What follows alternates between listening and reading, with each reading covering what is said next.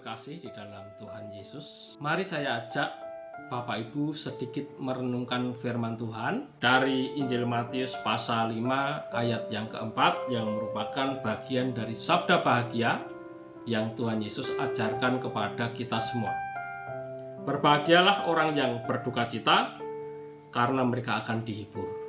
Bapak Ibu terkasih, Tuhan Yesus mengajarkan kepada kita, jika Anda berduka cita, maka Anda akan berbahagia. Duka cita semacam apa yang dapat menghadirkan kebahagiaan di dalam kehidupan kita? Tentunya ini bukan duka cita karena kita kehilangan sesuatu yang bersifat fana, namun duka cita karena melakukan kehendak Allah, Bapak Ibu terkasih. Karena melalui duka cita tersebut kita akan mendapatkan penghiburan. Kita perlu menyadari bahwa sejak manusia jatuh dalam dosa dan sifat dosa menguasai kehidupan Adam dan keturunannya, termasuk kita sebelum kita menerima Tuhan Yesus, maka kerusakan terjadi dan seluruh dunia dipengaruhi oleh sifat dosa tersebut. Dunia telah meleset dari rancangan Allah semula, di mana manusia yang seharusnya menjalani seluruh aktivitas hidupnya berdasarkan pikiran dan perasaan Allah, menjadi diatur oleh dirinya sendiri. Dirinya sendiri yang sudah terpengaruh dengan sifat dosa, sifat yang tidak selaras dengan pikiran dan perasaan Allah. Oleh sebab itu, segala sesuatu yang bersifat kedagingan akhirnya mendominasi manusia dalam pikiran, perasaan, dan segala perbuatannya. Maka tidak heran jikalau dunia ini mengabaikan kemuliaan Allah. Kristus ditolak dan suara Roh Kudus disepelekan.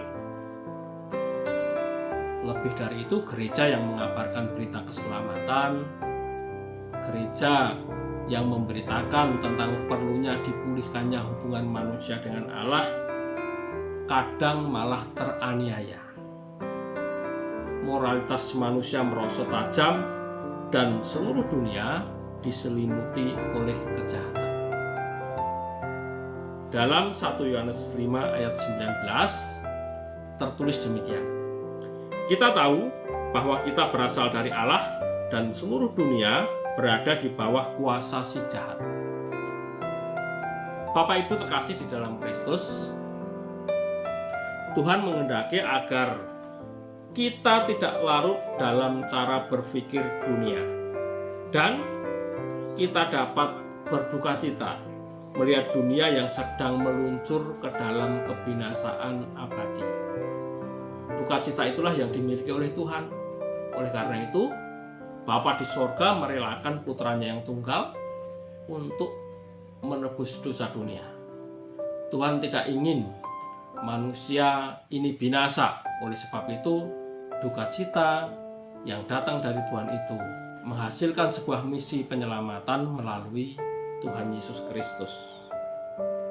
Jika kita memiliki duka cita seperti yang Allah rasakan atas dunia, serta kembali kepada rancangan semula Allah dalam pikiran, perasaan, dan kehendak kita, maka kita akan beroleh penghiburan dari Roh Kudus, karena cara berpikir dan perasaan kita terarah pada kerajaan surga. Bapak Ibu terkasih, duka cita kita seperti apa yang dirasakan oleh Allah, kita akan memberitakan kabar baik kepada dunia, agar dunia dikembalikan kepada rancangan Tuhan semula dan orang-orang boleh berdamai dengan Allah.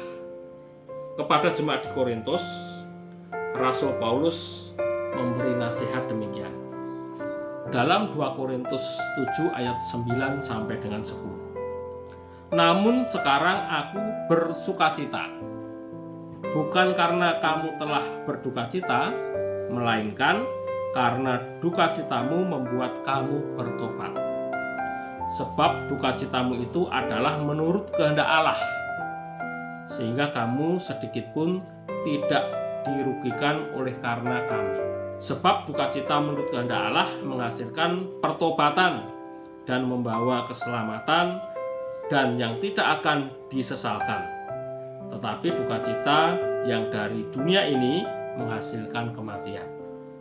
Bapak Ibu terkasih, orang yang memiliki perasaan sukacita yang sama dengan yang Allah rasakan atas dunia akan lebih mudah dikembalikan kepada rancangan semula Allah, dan lebih mudah juga menuruti kemauan Allah serta hidup dalam pimpinan Raja Surga, yaitu Tuhan Yesus Kristus.